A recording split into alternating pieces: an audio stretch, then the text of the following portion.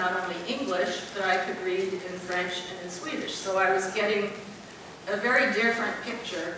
And when I repatriated, I didn't recognize the country. It just wasn't the same thing that I thought it was. And the way news is being reported had changed drastically. There was a lot more with IT. Newsprint was being threatened, and we'll talk about that today. So there was a lot of changes. And then there was this interesting link, again with journalism, that in 1939, the FAWCO conference was in London, and Joe Kennedy was the ambassador then, and Rose Kennedy was the guest of honor of the conference and hosted a tea. Well, we searched the London archives. I realize I got my little blue earring going here, sorry. And what we found was the Christian Science Monitor covered the conference because the FAWCO president back then came from the Boston area. Not only did the Monitor cover it, but there was a live worldwide broadcast by shortwave from the University Club, which is just down the street here. And the shortwave station later became WVUR. So it's all these interconnecting circles that make this journalism panel, I think, something that's pretty special. So I'd like now to introduce our four panelists. Clayton Jones, you can figure out which one he is. Our token male.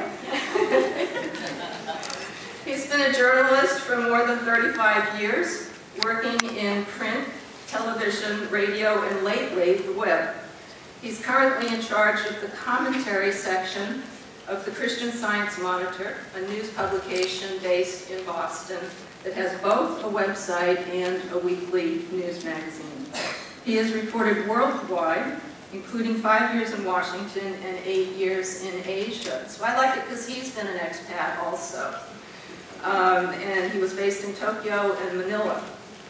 During his stint as the Monitor's foreign editor, the newspaper received a Pulitzer Prize for international reporting. Now, we have to put a little aside in here, okay, because there's another connection. Our Boston Metropolitan Coordinator, Barbara Santoro, has a daughter named Laura, who just happened to work for Clay Jones as a foreign correspondent, and Laura wrote this wonderful, wonderful book called Mercy. Can we say it's thinly disguised fiction? And I have read this 3 times. I've cried 3 times at the end. The 3rd time I said, "Why are you crying? You've already read it 3 times." But it really moved me. So I'm going to read just a little passage here about somebody in the book named Warren, written by the main character, the protagonist, who just happens to be a newspaper reporter based in Africa. And the character honors saying, "The truth, never confessed, of course, was that I had feelings for Warren, that despite my own abruptness on the telephone, I liked him. His news judgment was infallible, his integrity cold and clean. A cheap story disgusted him, it offended him, and while it did not make him mad, nothing made Warren mad. It deepened the chill in his voice to freezing point. A good story had the opposite effect." So by Mercy, it's a great book, and Barbara and Lara and Clayton will all be very happy that you did that. So, that's kind of a fuzzy little connection. Renee Loth is a columnist and former editor of the Boston Globe. She was a columnist for the opinion pages in the Globe for many, many years, and the former editor of the Globe's editorial page. In that capacity, she was, for 9 years, the highest-ranking woman at the Globe. In her distinguished journalism career, Loth has worked in a variety of high-visibility assignments at Globe, including political editor, Mass State House bureau reporter, magazine writer, and deputy editorial page director. In 1992, she covered the presidential campaign, inaugurating the popular Ad Watch column, analyzing TV political ads. Before the Globe, she was a political reporter for Boston area weekly newspapers and magazines, and got her start as editor of a bi-weekly advocacy newspaper called the East Boston Community News. Renee has been the recipient of several awards and honors and is a frequent moderator and contributor to local and national news analysis programs and panels. She's been an undergraduate study group leader at Harvard's Kennedy School of Government and a fellow at the Radcliffe Institute for Public Policy. In 2002, she received a Distinguished Alumni Award from, here's my Boston R missing award, did you hear that? From Boston University, where she earned her journalism degree.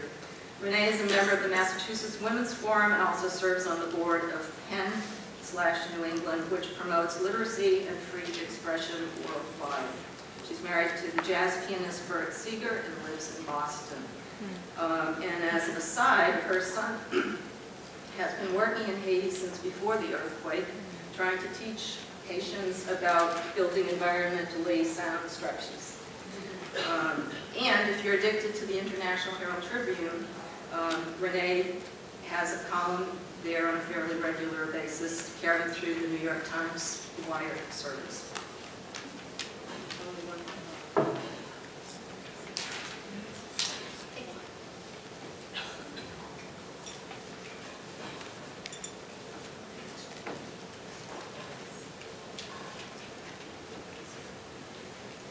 Damage in my hand, so everything shakes.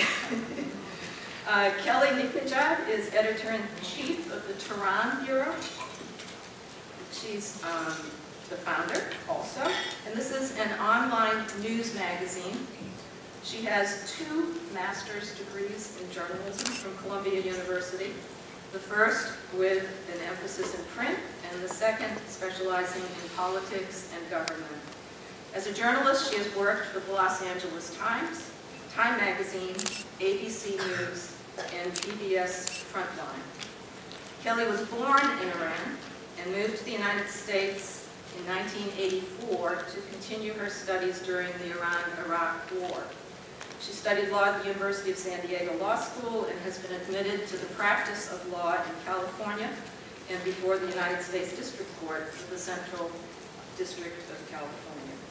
She also serves on the board of the Arab and Middle Eastern Journalists Association, and we're very happy to talk with you today. And finally, the 2-year courtship with Robin Young. We've been corresponding so long, it seems kind of funny in hindsight. Robin's first comment was, "You do realize this is 2 years from now." Robin is a Peabody Award-winning host of Public Radio International's news magazine called Here and Now. During her 25 years of broadcast experience, she's reported for NBC, CBS, and ABC television. And for several years, she was a substitute host and correspondent for the Today Show. She's received several Emmy Awards for her television work, as well as cable's ACE Award, the Religious Public Relations Council's Wilbur Award, and the National Conference of Christians and Jews Gold Award. She has also received radio's regional Edward R. Murrow Award. Now, one of the things that I thought was, because even though the majority of people here are American, many of you probably are not familiar with the organizations that our panel represents. So I thought we would start by having each one of them just give you a quick summary view of what their paper is, what its importance is, maybe what transitions have been happening recently, because there's a lot of changes in America in terms of journalism right now. So Renee, could we start with you? Yes, well, thank you, and welcome to Boston, everybody. You know, I think this is really an excellent audience.